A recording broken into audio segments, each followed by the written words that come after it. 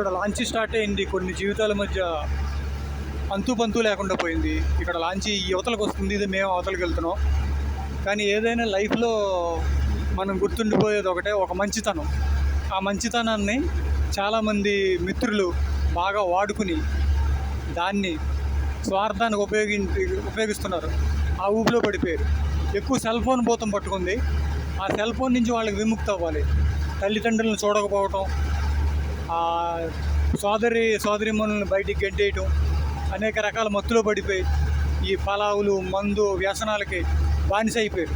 దాని నుంచి యువత మేల్కోవాలని కోరుకుంటున్నాను.